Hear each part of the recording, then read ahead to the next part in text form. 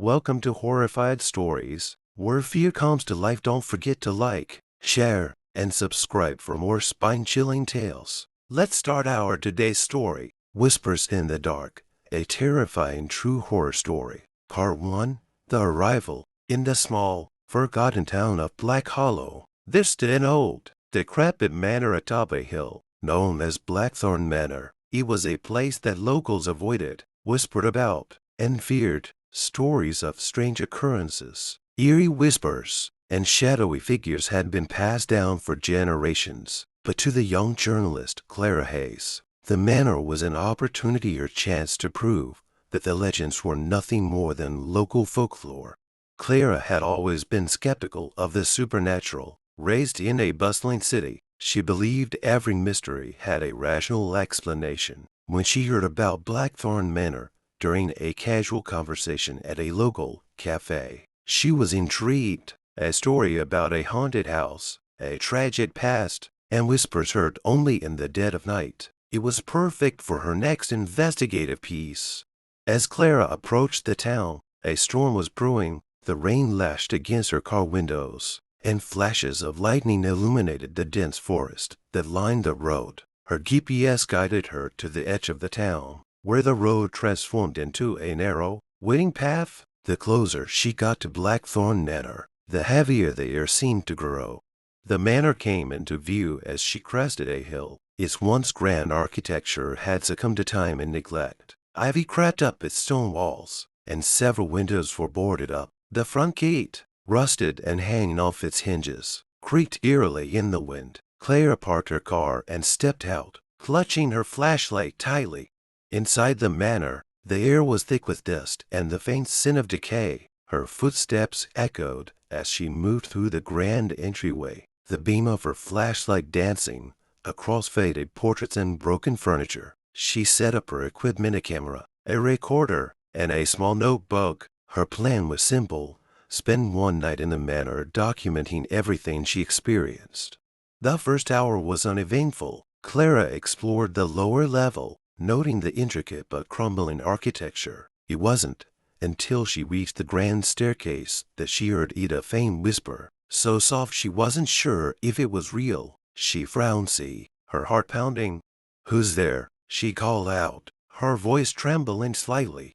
The whisper came again, clearer this time. It sounded like a child's voice, distant but distinct. Clara followed the sound to a room on the second floor. The door was slightly ajar, and when she pushed it open, she found herself in what appeared to be a child's nursery. A small rocking chair in the corner moved back and forth, though the air was still.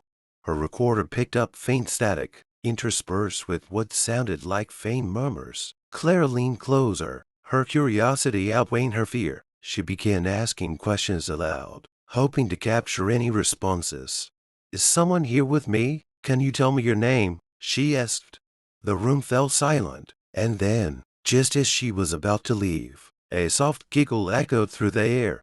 Clara's heart raced as she replayed the recording. The giggle was there, clear as day, but when she turned around, the room was empty. She decided to set up her camera in the nursery and continue exploring. As the night wore on, the occurrences became more unsettling. She heard footsteps in the hallways, doors creaking open and shut, and that ever-present whispering. But what unnerved her most was the sense of being watched. Around 3 a.m., Clara returned to the nursery to retrieve her camera. She paused in the doorway, her breath catching in her throat. The rocking chair was now in the center of the room, and on it sat a small, porcelain doll she was certain hadn't been there before. The doll's painted eyes seemed to follow her as she stepped closer. Her camera, still recording, captured her hesitation and fear. When she reached for the doll, its head turned slightly, and she stumbled back, nearly dropping the camera. Suddenly, the whispers grew louder, surrounding her from all directions. Clara bolted from the room, leaving the doll and her equipment behind. She reached the grand staircase, but her path was blocked by a shadowy figure standing at the bottom. It didn't move, but Clara could feel its gaze piercing through her. Part 2, Shadows of the Past. Clara frowned at the top of the staircase, her breathing shallow. The shadowy figure at the base of the stairs was unnaturally still, its form blurry and undefined. She gripped the banister, trying to steady herself. "Who are you?" she called out, her voice wavering. The figure didn't respond. Instead, it seemed to dissipate, fading into the darkness like smoke caught in a draft. Clara's legs felt like jelly as she descended the stairs, each creak of the old wood echoing ominously. When she reached the bottom, there was no trace of the figure, just the faint whispering that had followed her all night. Clara retrieved her camera from the nursery, careful not to touch the porcelain doll again. The recording revealed something chilling, faint shapes moving in the background and distorted voices that sounded like they were trying to form words. As dawn approached, Clara decided to leave the manor and return later with more equipment. But when she reached the front door, it wouldn't budge. She pushed, even tried prying it open with a crowbar she brought, but it was as if the house itself refused to let her go. "You can't keep me here," she shouted, slamming her fists against the heavy wood. The response was immediately a loud bang from somewhere upstairs. Clara spun around, her flashlight trembling in her hand. She didn't want to go back up there, but her instincts told her she needed answers. The second floor felt different now, heavier, as if the air itself was pressing down on her. Clara followed the sound to a door she hadn't noticed before. It was plain, unmarked, and slightly ajar. Inside, she found an office, its walls lined with dusty bookshelves. On the desk was a leather-bound journal. Clara opened it carefully, the brittle pages crackling under her touch. The handwriting was neat but urgent. The ink faded with time. April 3rd, 1876. Something is wrong with Annabelle. She speaks to someone who isn't there, and I hear whispers in her room at night. She says it's her friend, but no child should have a friend like this. Clara's heart raced as she skimmed the entries. The journal belonged to Edward Blackthorne, the last known owner of the manor. His entries became increasingly frantic, detailing how his daughter, Annabelle, claimed to hear voices and see shadows. Edward had consulted doctors and priests, but nothing helped. June 15th, 1876. The whispers are everywhere now. I fear I've made a grave mistake. I should never have brought the doll into this house. Clara glanced over her shoulder, the image of the porcelain doll in the nursery flashing in her mind. June 20th, 1876. Annabelle is gone. The house, it feels alive. I hear my own name in the whispers. I must stop this before it consumes us all. The final entry was smeared, the ink running as if the writer's hand had been unsteady. If you find this, live. Do not let it trap you as it has trapped us. Clara slammed the journal shut, her pulse pounding in her ears. The whispers grew louder, as if they had been waiting for her to uncover the truth. She stumbled out of the office and down the hallway, only to find herself back at the nursery. The door creaked open on its own. The doll was no longer in the rocking chair. Instead, it sat in the center of the room, its head tilted as if watching her. "I don't believe in this," Clara muttered to herself, stepping back. The whispers formed words now, faint but unmistakable. "Stay with us." Clara turned and ran, her flashlight flickering as she navigated the twisting hallways. She needed to find another way out, but the manor seemed to shift around her. Doors she was sure led to the main hall now opened into unfamiliar rooms. Then she heard a child's laughter, soft and chilling. It came from behind her, and when she turned, she saw Annabelle.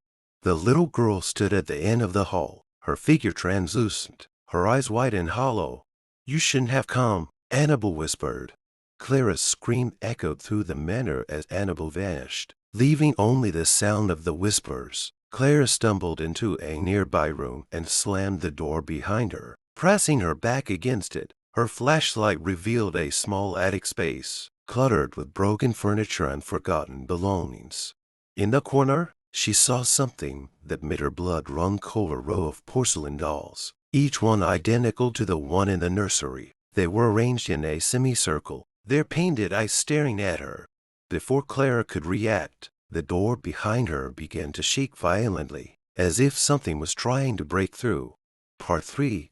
The Unseen Forces. Clara's breath hitched as the door behind her rattled violently, threatening to give way. The whispers intensified, filling the attic with a cacophony of voices that overlapped, their words incomprehensible. She backed away toward the row of porcelain dolls, her flashlight trembling in her grip. The air grew colder, and the sound of laughter, soft, childlike, yet malevolent, echoed from the shadows. Clara scanned the room, her heart pounding. "This can't be real," she whispered to herself. Suddenly, the door burst open, slamming against the wall with a deafening crash. Clara's flashlight flickered, casting fleeting glimpses of the dark figure that loomed in the doorway. Unlike the shadow she'd seen before, this entity had formed a towering silhouette with elongated limbs that seemed to shift and shimmer as though it were made of smoke. Clara's instinct screamed at her to run, but there was nowhere to go. The attic was a dead end. She held up her flashlight, its weak beam cutting through the darkness. "Stay back," she yelled, though her voice shook with fear. The figure didn't move closer, but the whispers in the room grew louder, more insistent. They seemed to originate from the dolls, their painted eyes gleaming eerily in the dim light. Clara noticed something strange in of the dolls. The largest, in the center, had its tiny hand outstretched, pointing toward a trunk in the corner of the attic. Her stomach turned, but she couldn't ignore the strange compulsion to investigate. With trembling hands, she moved toward the trunk, keeping one eye on the shadowy figure. It remained still, its form rippling slightly. As though observing her, Clara knelt before the trunk and hesitated. "What am I doing?" she muttered, but she knew she had to open it. The trunk's rusty hinges groaned as she lifted the lid. Inside, she found a collection of old, faded photographs, a child's diary, and a small wooden box. The photographs depicted a happy family, a man, a woman, and a little girl with curly hair. But as Clara flipped through them, the images grew more disturbing. The family looked gaunt, their expressions hollow. In the final photograph, the little girl was alone, standing in front of the manor with a porcelain doll clutched tightly in her arms. The diary belonged to Annabel. Clara skimmed through the pages, her heart sinking as she read the child's increasingly erratic entries. "I have a new friend. She says her name is Sylvia. She likes to play with me. Daddy says I shouldn't talk to Sylvia, but she's always here. She says she wants to stay with me forever. Sylvia is angry. She says Daddy is trying to send her away. She says she won't let him." The final entry was scrawled in large, jagged letters. "Sylvia is here. She says we'll never be alone." Clara opened the wooden box with a sinking feeling. Inside was a small locket containing a photograph of Annabel and the doll. But there was something else, a handwritten note, brittle with age. "To anyone who finds this, the doll is not what it seems. It is a vessel. Burn it, and you may be free." A loud crash behind her made Clara jump. The shadowy figure had moved closer, its form towering over her. The whispers reached a fever pitch, drowning out her thoughts. Clara clutched the locket and the note, her mind racing. She knew what she had to do. She grabbed the largest doll, the one from the nursery, and raced down the attic stairs. The shadow pursued her, its movements fluid and unnerving, like ink spreading through water. Clara burst into the manor's main hall, desperately searching for something she could use to destroy the doll. She spotted the grand fireplace, its ashes cold and gray. Fumbling with her matches, she tried to ignite a flame, but her hands shook so violently she dropped the box. "No!" she cried, scrambling to retrieve them. The whispers turned into screams, and the shadowy figure lunged toward her. Clara lit a match just in time, setting a pile of old papers ablaze. She tossed the doll into the fire, its porcelain face blackening and cracking as the flames consumed it. The reaction was immediate. The air seemed to shift, the oppressive weight lifting as the whispers ceased. The shadow let out a guttural roar, its form writhing and shrinking before vanishing entirely. Clara collapsed to the floor, gasping for air. For the first time since she'd entered the manor, there was silence.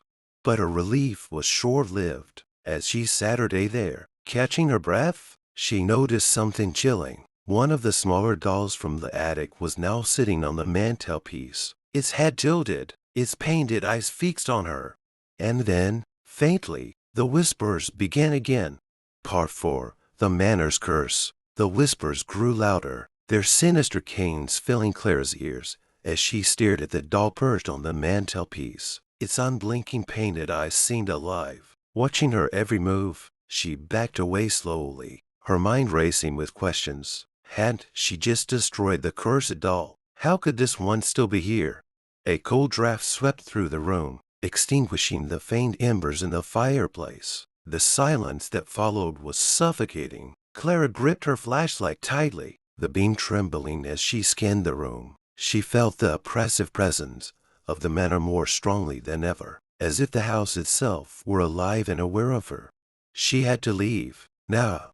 Clara ran toward the front door, hoping that the destruction of the doll had broken whatever force was trapping her inside. But as she reached for the handle, the whispers intensified, accompanied by a deep, guttural growl that resonated through the walls.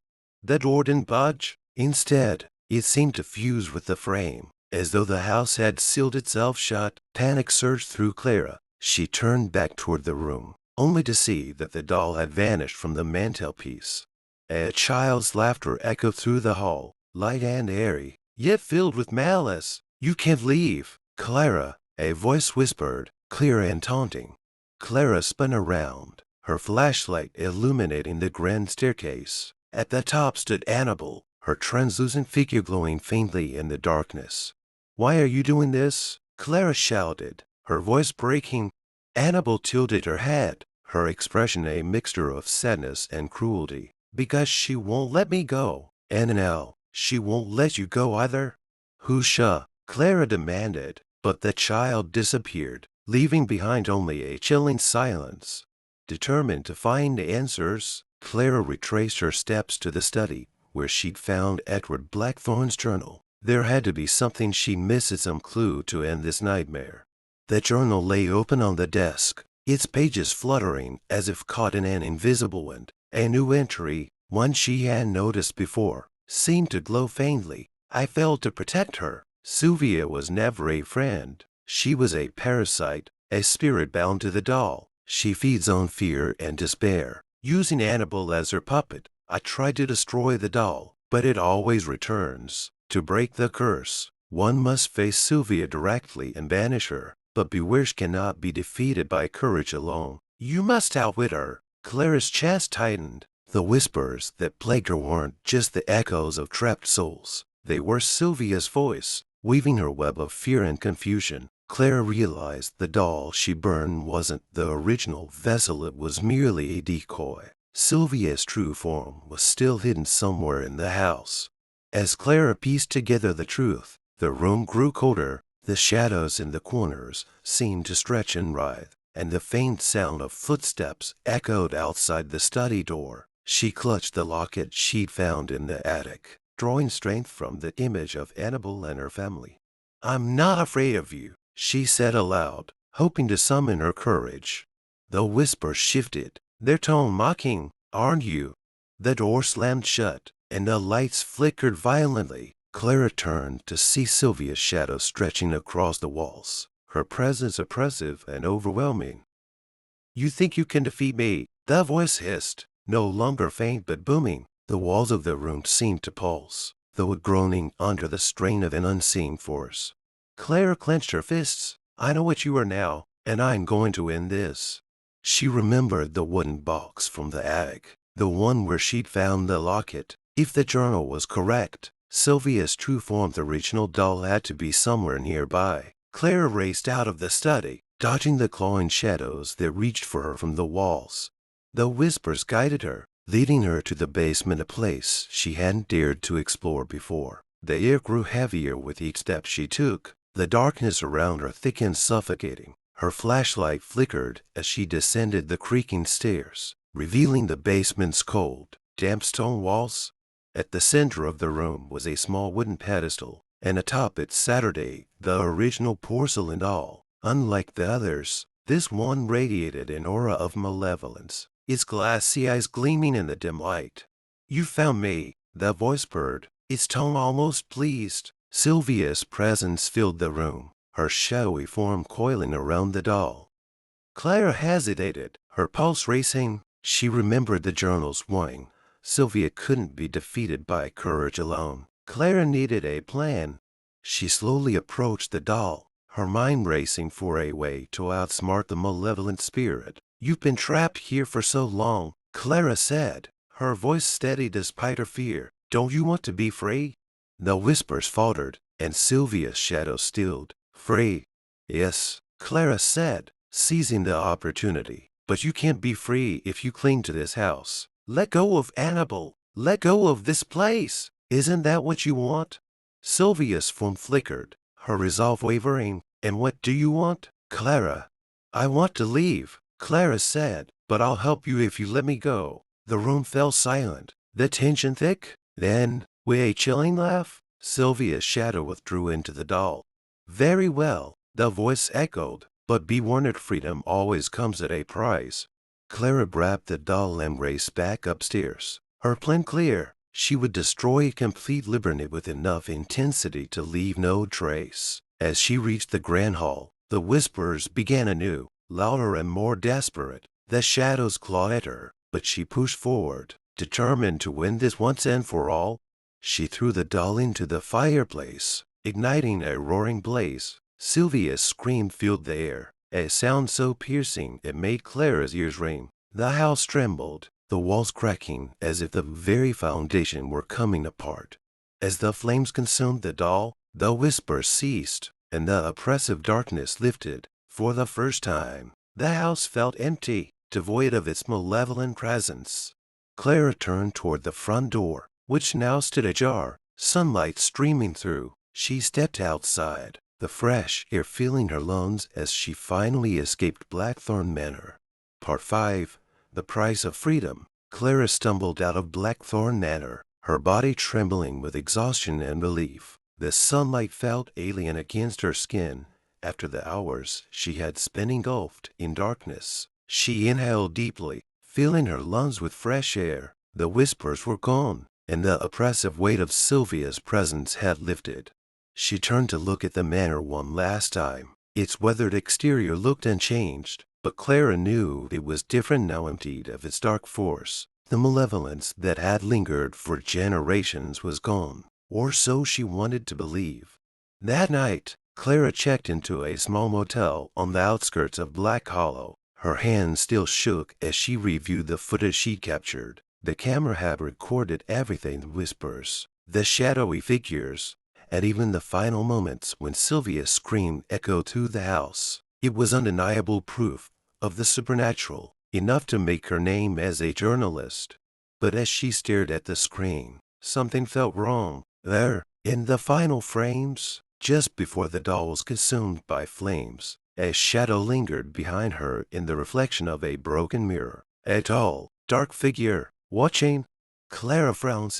She replayed the footage, leaning closer to the screen. The shadow didn't move, didn't dissipate. It was as if it had been waiting for her. A chill ran down her spine. In the days that followed, Clara tried to move on, but the feeling of being watched never left her. At first, it was subtle, a fleeting shadow in her peripheral vision, the faint sound of whispers when she was alone. She dismissed it as her imagination, residual fear from her ordeal at the manor. But then, the incidents became more pronounced. One night, as she sat editing her story, her laptop screen flickered. The text on the document distorted, rearranging itself into a single word: "Why?" Clara slammed the laptop shut, her heart racing. "It's not real," she muttered, clutching her head.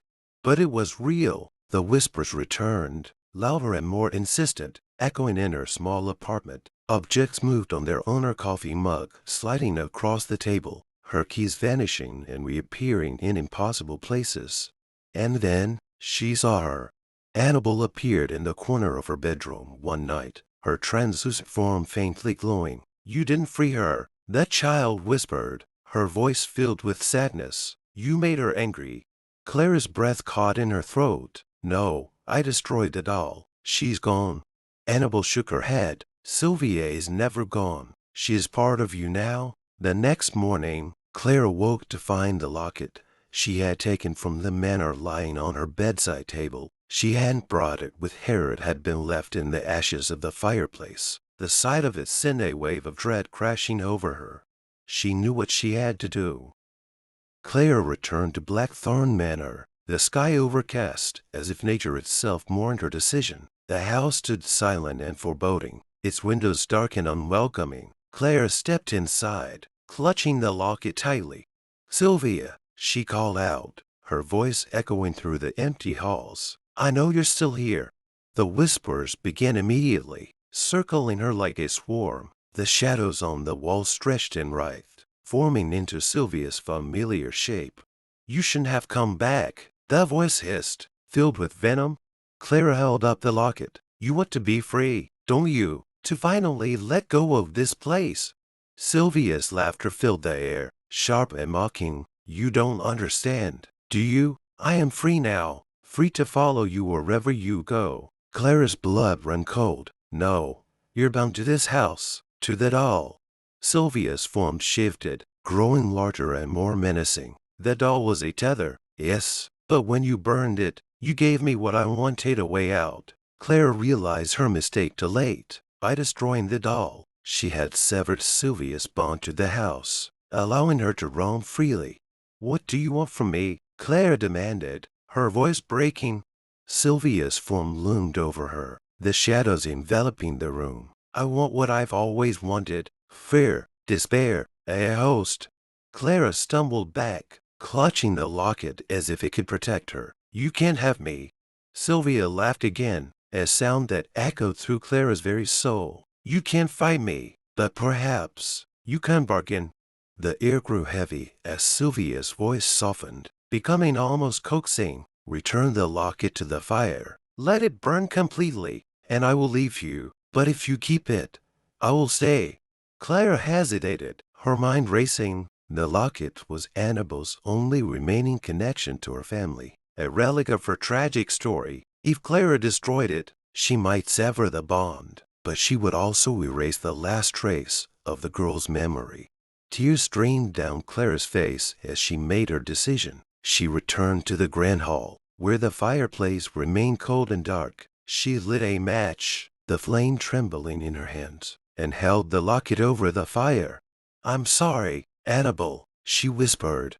The locket fell into the flames, the metal twisting and blackening as the fire consumed it. Sylvia's scream filled the air, deafening and furious. The shadows writhed violently before dissipating entirely, leaving the house silent once more.